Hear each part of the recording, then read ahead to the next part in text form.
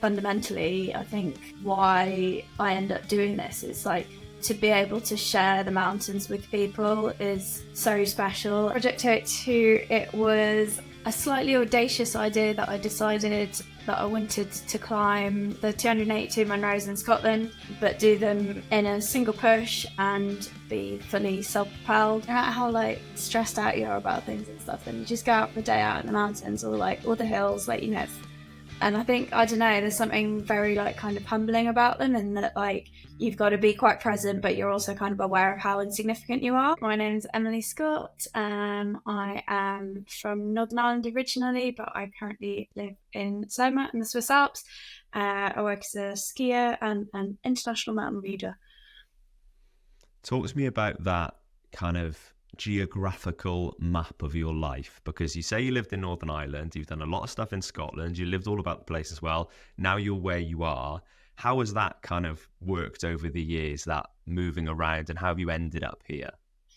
I don't know, I mean, I guess I grew up in Northern Ireland. I then moved to England, like studied, did the London thing after I graduated, probably spent 5 years in London, and then I wasn't that happy, and then I went off and I had a sabbatical from work and I trained to be a ski instructor, which was kind of more to have something to show for having time off work.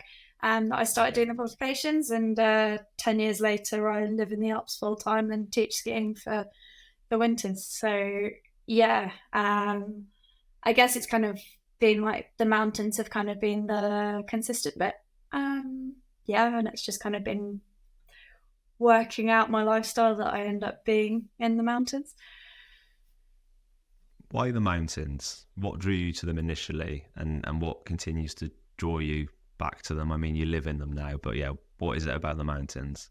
It's just amazing. I don't know, like I literally, it's like I'm a tourist in my backyard all the time. Like, you know, I probably have so many, like the amount of storage space I pay for to, you know, have another photo of another mountain kind of thing on my phone. I don't know, it's something like, you know, no matter how like stressed out you are about things and stuff, then you just go out for a day out in the mountains or like all the hills, like, you know. And I think, I don't know, there's something very like kind of humbling about them, and that like you've got to be quite present, but you're also kind of aware of how insignificant you are. I think maybe it's something to do with that. I don't know. I just like, I just love being like outside and in the mountains, and then I'm happy, even if it's rubbish weather or whatever. Generally, I'm pretty content. I think that insignificance thing is something that a lot of people can kind of relate to, because I mean, particularly where you are in the Alps, everything's just so big, isn't it? And kind of when you're there and you're in that situation, you kind of like, does it really matter that I've forgotten to do the food shop? Does it really matter? Like, those little everyday problems seem a lot less, don't they? Yeah, I think so. I mean, don't get me wrong, I still like dwell on stupid things a lot of the time. But yeah, I think like the kind of sense of perspective gets like, you know, realigned quite well if you kind of, you know, I'll have days that I'll be sitting on the sofa like doom scrolling and being like, oh my god, like all these people are doing these cool things, why am I not doing that? And then I just like put your phone down, go outside, and then it's like, oh yeah, this is kind of like, this is quite nice. You're like, I'm living in a cool thing basically at this point. Cool things is a cool thing to pick up on, actually. I've just said cool thing about 15 times there in about 10 seconds. Because, you know, you've done a lot over the years, and we'll get into some of that very soon. Does it ever feel like you need to find the next thing? Like you need to do the next race, or you need to do the next project, or you need to find something you haven't done before? Because you have done so much. Does it feel a bit conveyor belty at this point? That's quite a good question. Like, I guess yes and no. It's kind of funny because like this week I've done a lot of kind of thinking about next year, and I've like signed up for quite a few races and stuff, and you know, so I'm kind of aware of what the next things are in that sense. But like, I don't know, I guess it's one of those things like, you know, like you say like, oh, I've done like some cool things, and like cool things again. And like I have, but also I haven't. Like, you know, there's a lot of people who've done like way cooler things, and like, you know, it's just kind of the time passes anyway, doesn't it? So it's just kind of how you feel it. Yeah, I like to have stuff to aim at, but it doesn't necessarily have to be like a big huge thing, or kind of, yeah. I find definitely like for me with running, it really helps to have races booked in. Like I like to do, yeah. And then there's certain things that, you know, like a trail race, for example, is very different to like a road marathon in terms of like it's not very like comparable. Whereas like I quite like a road marathon. Like I don't run on the road that often, basically, apart from if I go and do a race, because of where I live, you know, I'll mostly be out on trails. But you know, you don't go and run like, if you go and do 10k on the trails, you're not like, oh yeah, like I do a 10k in X amount of minutes. It's like, oh yeah, what was the vert? Like, how much did I? Realistically, whenever I'm going running around here, I'm going hiking with like occasional steps of running thrown in, so that it's a run on Strava. But you know, it's not good splits. Yeah, it's such an interesting thing, that, and I think now as the sort of trail space is seemingly on this trajectory of growth, that I think the road space has seen maybe over the past sort of 5 years or so. I think people are kind of shifting their perspective to that and understanding that a little bit more now as well, because I think initially when, you know, the trails world started to grow, apart from the people that were in it, when you were kind of explaining to somebody that, yeah, most of these hills I walk up, like, yeah, most of this I actually take my, like racing. yeah. Like Killian Jornet will be walking bits, but he's just Yeah. really fast and efficient. It's like it's a different experience, and I think that's what's so beautiful about the trails. It's not just about the running, is it? It's about the views, it's about the experience, it's about the people. Is that kind of something that you've seen over the years, and like, I guess, a reason why you enjoy the mountains and the trails maybe slightly more than the road? Yeah, definitely. Like, I mean, I think it's funny because, like, you know, like the thing about like the experience and the people and stuff, I think that definitely applies on the road as well, but more so like on the road in a race, then yeah, definitely you've got the atmosphere and stuff. But on the road, if you're just going and plodding the miles out on the road on your own and it's raining and it's dark or whatever, that's not that fun. Or at least I don't think it is.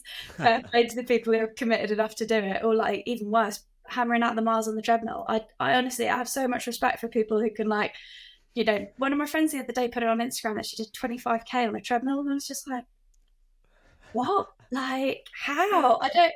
Yeah. But I don't know. Like, out on the trails, it's kind of like I don't measure it by, you know, I might plot a route or something, but it's not like, oh, I'm going to go and run 25k today or whatever it is. Like, it's like, oh yeah, I quite fancy going up here. I've never been up here before, or like, oh, this place looks really cool. Like, and it's more about the kind of day out. Or like, I find, you know, in the summer, what I'll quite often do, well, it depends, but like this summer, for example, I was working in Chamonix quite a bit.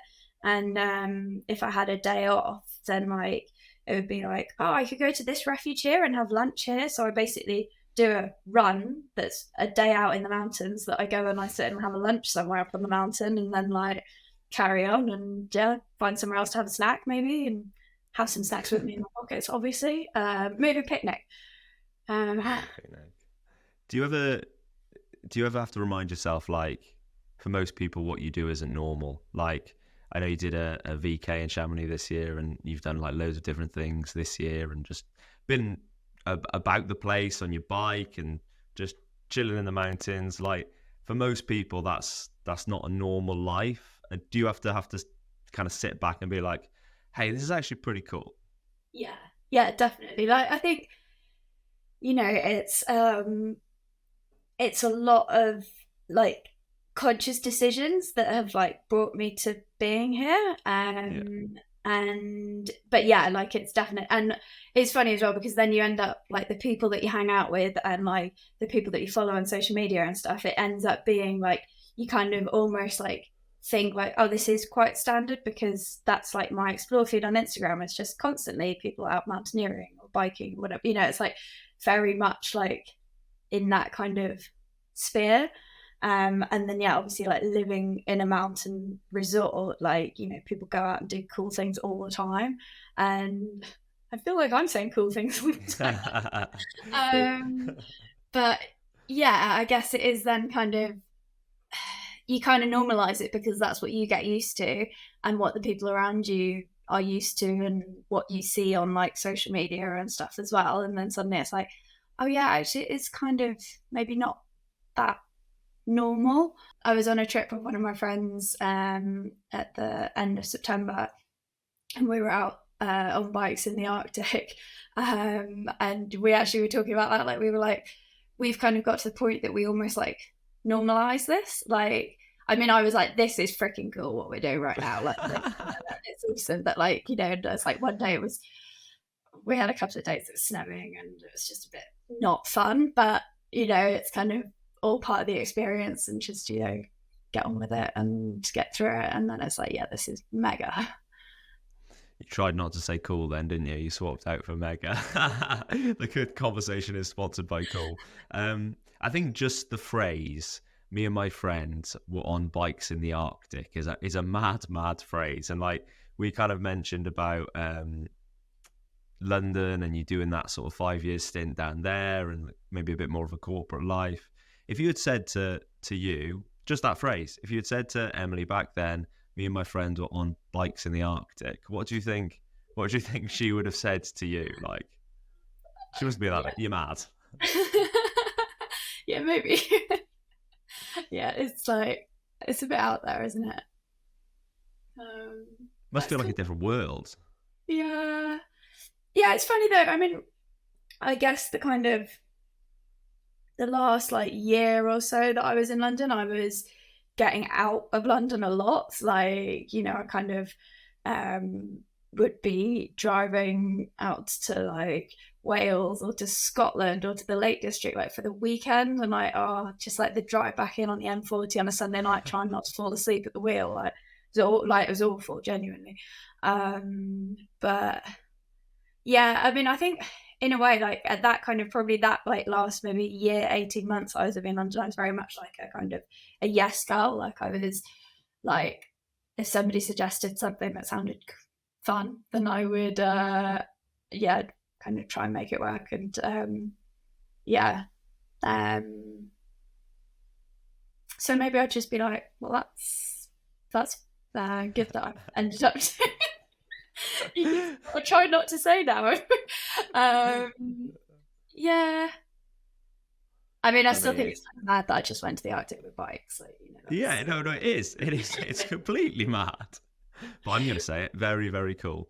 You mentioned Scotland there, I think maybe for the first time in this conversation, and that was the home of one of your biggest projects, probably your biggest project to date, Project 282. Just for anybody that doesn't know, give me a bit of background on that, give us a little bit of context, and then kind of the reasoning why you went for something like that.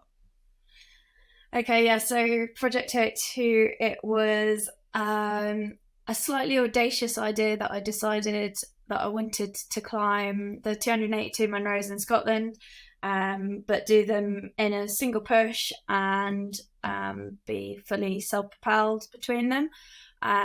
So I rode my bike in between the hills, and then I went up and climbed hills, and I spent 4 months of my life doing that. And I covered about, I think it was like just shy of 5,000 kilometers on bike and on foot. Like, I think, yeah, maybe 4, basically both bike and foot. With hindsight, I don't know if actually having the bike sped it up at all, because I had to keep going back to my bike. So I would like do loops to come back to my bike. You know, sometimes I'd be away from the bike for kind of 5 days. And yeah, or other times I'd just, you know, like leave the bike somewhere, go up the hill, come back down, carry on. Yeah, it was honestly like, it was the best summer of my life. Like, and yeah, it was one of those things like, I was in a really fortunate position that because I was doing seasonal work, I was able to just be like, right, this summer I'm just gonna literally spend the summer to climb hills. And yeah, like just kind of at the start, I didn't know how long it was going to take. I didn't know if I'd be able to do it. Like I had this spreadsheet that had like the list of all the Munroes on it and kind of my idea as to how I was like the order I was going to do them. I basically was going from the furthest north to the furthest south. And at the start, you know, my spreadsheet has things like shop opening times and stuff because like in the far north of Scotland, like you're not very, like there's not loads, you're kind of a bit limited on your options. But eventually I think I was like, you know, trying to do this really organized plan, and I was like, I don't know how long, like how fast I'm gonna move, I don't know what the weather's gonna be doing, I don't know how my body's gonna hold up. Like if I get to the shop and it's closed, the shop's closed. Like, you know, I can't be like, oh well, this shop is going to be open from 12 till 2, like, you know. Yeah. So my plan got a bit kind of looser after that, but like, so I basically had this big map that had all the Munroes on it, and I just kind of drew on it, kind of like linking up like where the groups of hills were, and then like how to get around.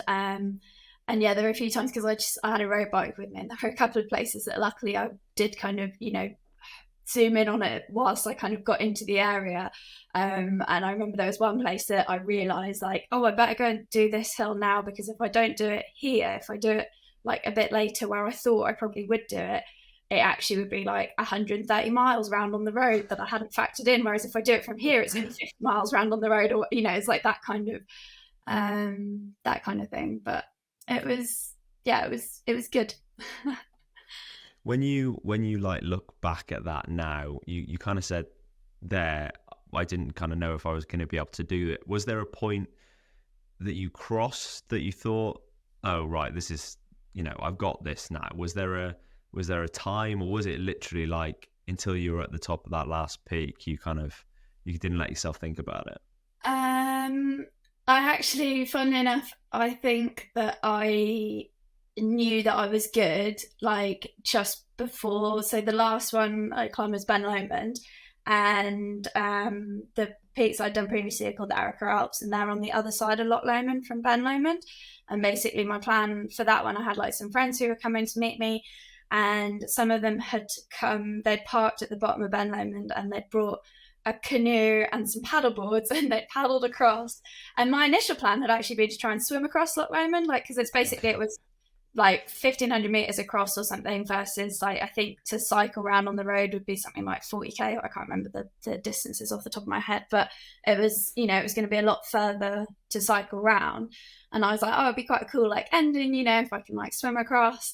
And my sister had come out to meet me like a week before or something, and I'd got her to bring me my wetsuit and stuff. And then when it came to it, my friends, like so the night before, I'd literally gone the whole way through the night.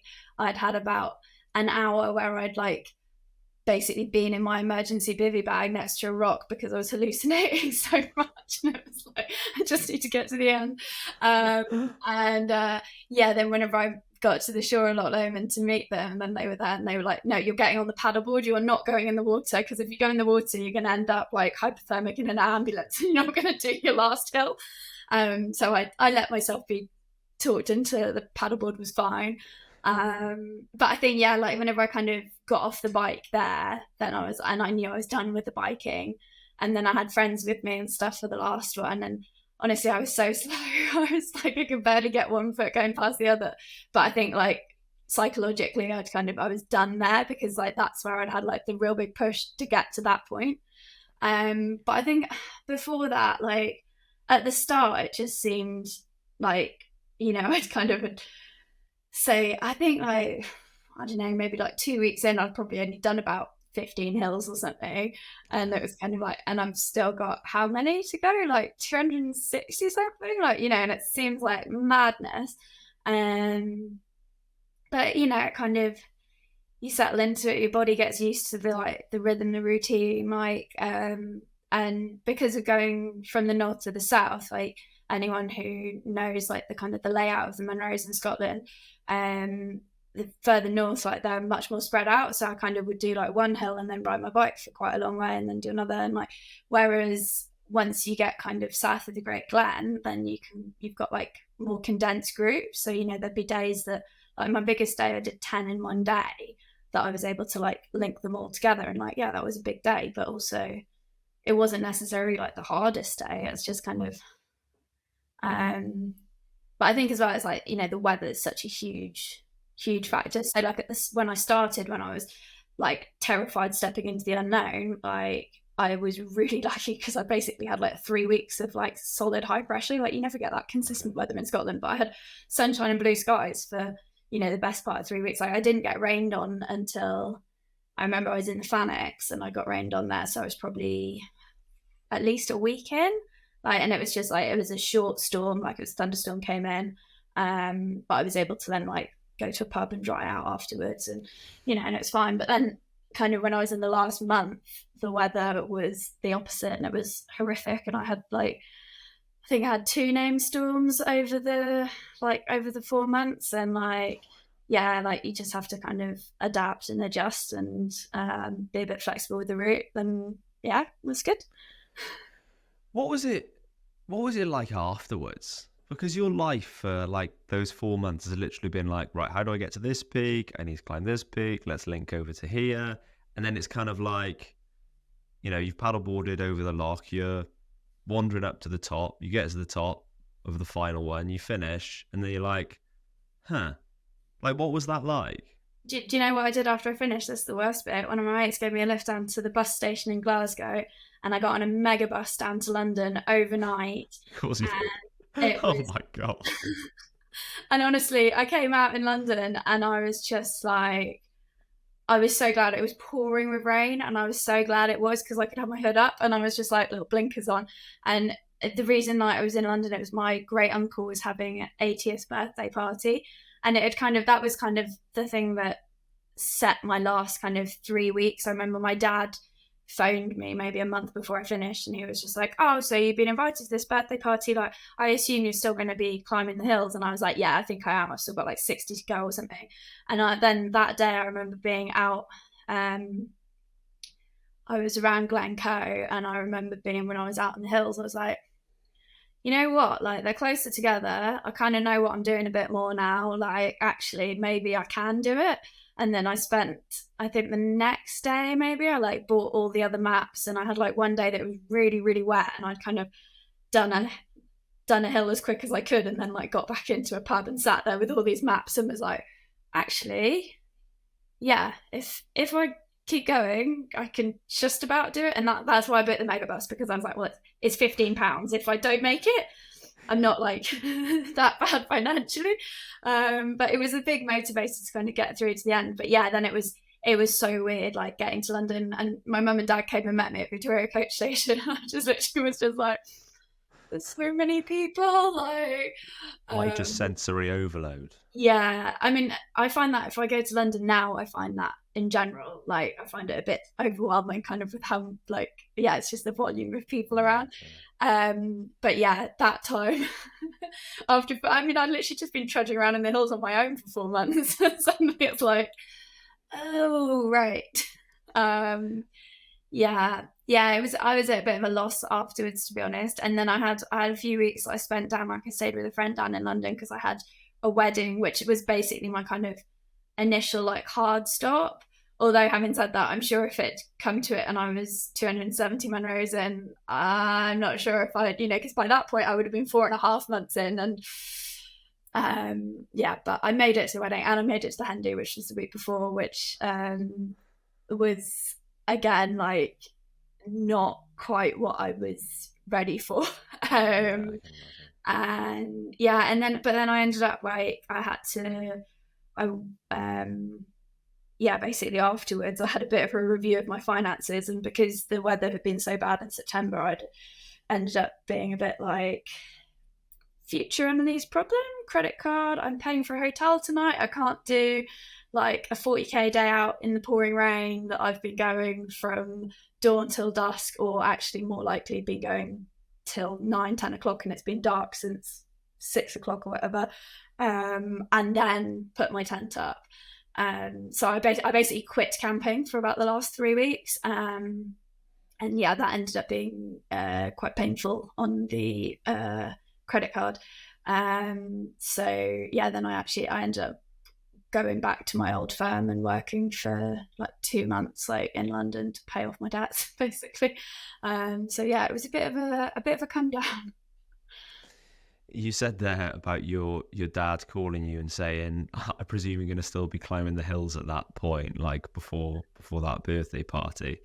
For your family, for your friends, it would have felt like your everyday, your new normal. But even for them, it's kind of strange, because for them it must have felt like their normal as well. Like if people ask them, "What's Emily doing?" I bet they were like, "Oh, she's just, she's out in the hills." Like that's quite a strange thing, really, isn't it? I think the worst thing is that's still the answer that my family have to give.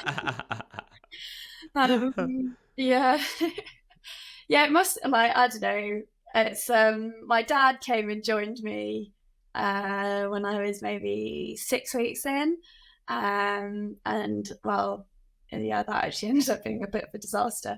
But yeah, my sister came and joined me in the last, like, she came out and did a day on the hills with me as well, like the week before I finished. So it was quite cool. It was like she did her first 3 Munroes with me.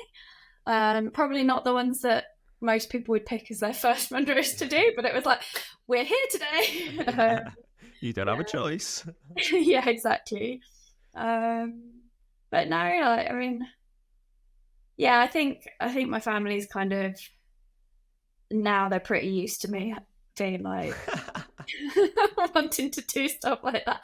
I mean, by the time I did the Munroes, like it wasn't like I had just finished up in London and was like, this is what I'm going to do now. Like, I had, so it was 2018 that I did the Munroes. So I started ski teaching in I did my first exam in 2013. So like the winter 13-14. So, I'd already done a few ski seasons by that point. I'd done a season in Japan, some seasons in the Alps. I was already kind of not living a conventional lifestyle, I guess. The summer before I did the Munroes, I did my first summer that I was working out in the Alps. And that was kind of when I then kind of discovered like the International Mountain Leader qualification, which is what I now work as, mostly in the summers. But yeah, and then I kind of had signed up to the Mountain Leader qualification.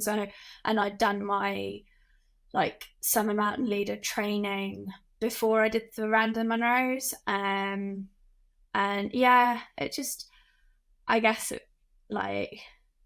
like what you said earlier, like it's that kind of like normalizing things, isn't it, in a way that, it's just like, yeah, I mean, I think the thing with the Munroes, like that trip that I did, that project too, it wasn't that any single individual day was necessarily that hard. Like, I mean, there were definitely a few standout hard ones, but You're doing 10 in a day. That's pretty awesome. That one actually was like not one of the real toughties. But I think it's just it's the kind of getting up and doing it again the next day that is probably what made that challenge like harder, rather than the actual.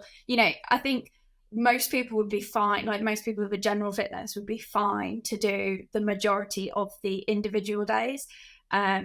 But I don't know if that many people would be that keen to get up and do it again for 120 days. There is a film as well, isn't there, on the whole project? Where is that available to? Where can people find that if they're listening to this and they want to find out more about it? It is on Vimeo, and I think it's also on YouTube. It's called Project 282. There's a link to it in my Instagram bio as well. Yeah, it's just a 10-minute film. I say little, like it was a lot of work. It's funny, it's one of those ones that it came about because my friend Aaron, who's the one that I was in the Arctic with recently, whenever I told him I was thinking about it, he's basically one of those people that once you've admitted to having an idea that you're thinking about, he's kind of like, well, what are you doing to make this happen? And he told Paddy and Will, who were a couple of his friends who are like filmmakers, and they were like, oh, that actually sounds quite cool, like we'd quite like to make a film about it. So then that's kind of how the film came about. And basically Paddy and Will, they came up for the last, I think about the last 6 days whilst I was doing Project 282. So basically all the, like in the film, if you watch it, all the kind of wet weather stuff where I look like I'm pretty miserable and having a not fun time, that's all when I was finishing up the project. That's all September 2018. And then we went back to Scotland the following summer in the June, and spent about a week that it honestly felt as though the previous summer I'd been on like a film location scouting mission, and then was like, oh, this place would make for a really cool shot. And like we'd done a lot of voiceover stuff in the interim. And so, yeah, basically we sat down and talked for about 4 hours, and then like Paddy will listen back to all this, and then so they kind of had an idea of like places that I'd mentioned. They were like, oh, it'd be cool if we could go to this place because you've spoken about this quite a lot. And then there were some places that it's kind of like logistically this will be relatively easy to get to with the cameras and everything, but have good like scenery. So the kind of like more epic scenery stuff is kind of mostly from that June 2019 trip.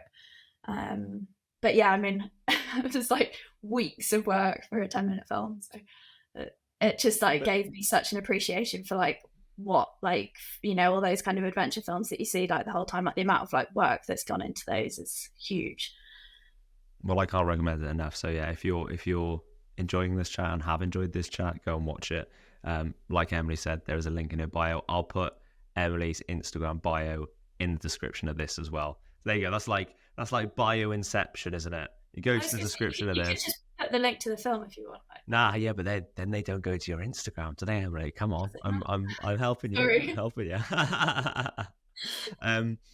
In kind of like your life now, doing what you do, it must be really nice to share some of these moments with the people that you're teaching, whether it be skiing or up in the mountains, like just sharing those experiences, but also, you know, sharing kind of that thing you have on a day-to-day basis, because for a lot of people they don't have that on a day-to-day basis. What's that like giving people that experience? Is that something that fulfills you? Does it make you feel good? Like what are those moments like?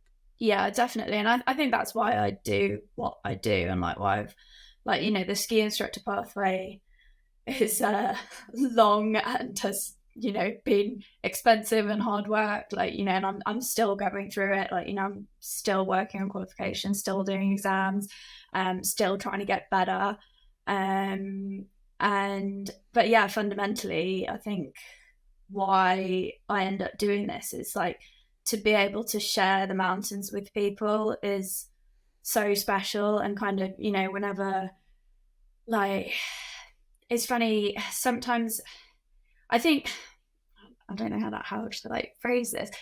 You know, I think sometimes like how you interact with the scenery, with the landscape and stuff, can then have an impact on the people that you're with as well. So, you know, I think the days that, I don't know, say there's like a big cloud inversion or something, like I will be so excited that I genuinely think sometimes I'm with people that are like, what is wrong with this girl? Does she not live here? Like, surely she's used to this. And I'm like, no, this is like really special, you know.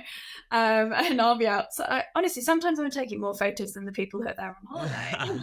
I'll just wait. I just need to, like, this is like really cool, like, or yeah. And I have that like quite a lot. And even, you know, I led this trip over in the Bernese Oberland at the start of October, and that's kind of, so went from Grindelwald through like Lauterbrunnen and then over to Candistow. So it was like an area of Switzerland that I'd not really I've not experienced before, and it's not that far distance wise from where I live, but it feels very different. And like we had a couple of days that the weather wasn't so great, but actually I find, you know, especially, maybe it's just, I don't know, the autumn or something, but this year especially I've like noticed like mushrooms everywhere. It's been my thing. And it's like, you know, it's raining and you're in the forest, so you don't have like the big views to look at, and instead something, it's like, oh, look at this mushroom, this one's really cool, oh, I've never seen one like this before, and stuff. And like there's always stuff to see. And I think, yeah, and you know, kind of being like open to seeing these things and like being enthusiastic about your surroundings and stuff, I think it does rub off on other people, or at least I hope it does.